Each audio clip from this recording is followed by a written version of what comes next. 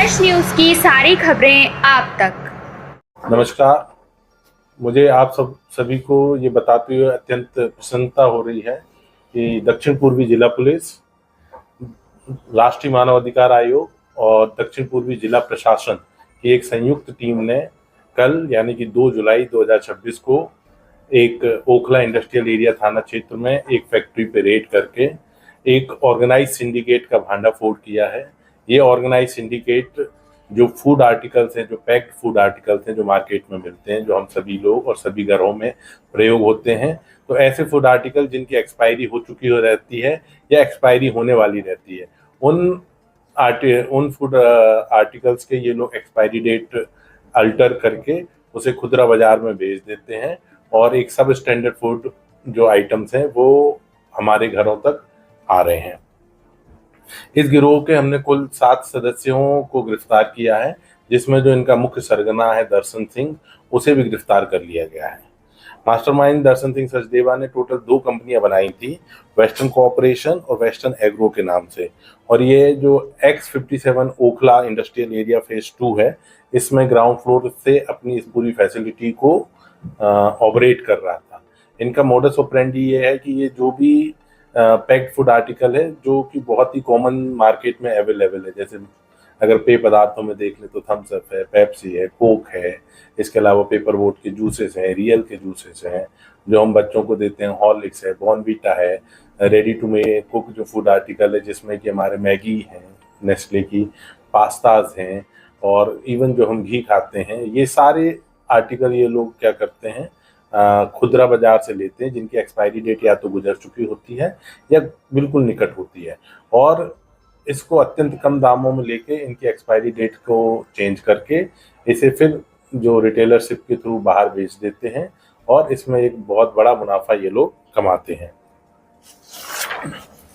इसमें हमने टोटल 57 तरीके के खाद्य पदार्थों की बरामदगी की है, जो मैंने अभी आपको बताया। इसके अलावा जो ये टेम्परिंग जो करते हैं, टेम्परिंग के लिए उन्होंने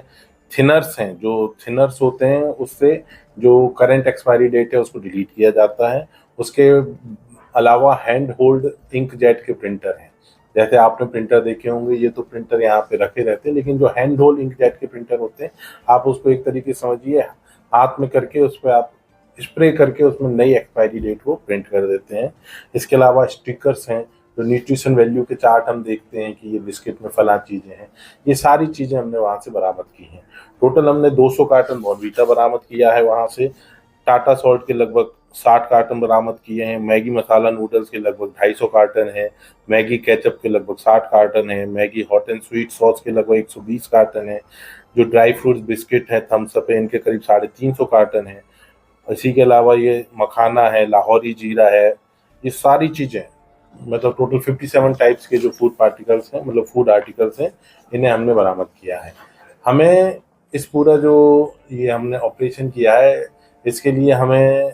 1 जुलाई को राष्ट्रीय मानवाधिकार आयोग के माननीय सदस्य श्री प्रियंक कानूनगो जी के दस्तखत का एक पत्र प्राप्त हुआ, जिसमें उन्होंने कहा कि वो X57 पे उनके पास सूचना है कि वहाँ बाल मजदूरों का प्रयोग किया जा रहा है और जिसके लिए वो एक रेड करना चाहते हैं और जिसमें उन्होंने पुलिस सहायता की मांग की। अकॉर्डिंगली कल यानी कि 2 जुलाई 2026 को अराउंड 12 से 1 बजे के बीच में NHRC की टीम आ गई। NHRC की टीम में माननीय सदस्य प्रियंक कानूनगो जी खुद उसे लीड कर रहे थे। इसके अलावा दिल्ली पुलिस की टीम को लीड कर रहे थे हमारे ACP अनिल जी और हमारे SHO ये भी अनिल हैं,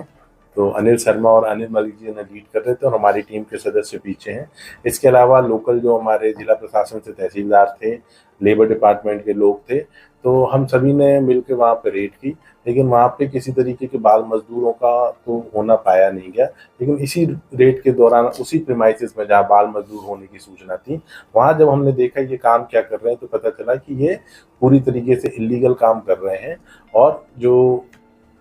फूड आर्टिकल अदरवाइज एक्सपायर होकर डिस्ट्रॉय हो जाना चाहिए, उन्हें वो दोबारा उनकी एक्सपायरी डेट को अल्टर करके उसे दोबारा मार्केट में बेच रहे हैं, जिससे आम जनता की स्वास्थ्य पे बहुत ही बुरा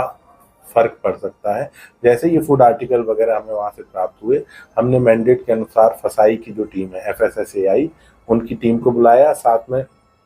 फूड एंड ड्रग कंट्रोल की जो टीम है दिल्ली गवर्नमेंट की, उनको बुलाया। उन दोनों टीमों ने भी आके नियमानुसार सारे जो सैंपल कलेक्ट करने थे वो सैंपल कलेक्ट किए, और इस प्रकरण में हमने मतलब एक एफआईआर दर्ज की है, एफआईआर 358/2026 अंडर सेक्शन 275,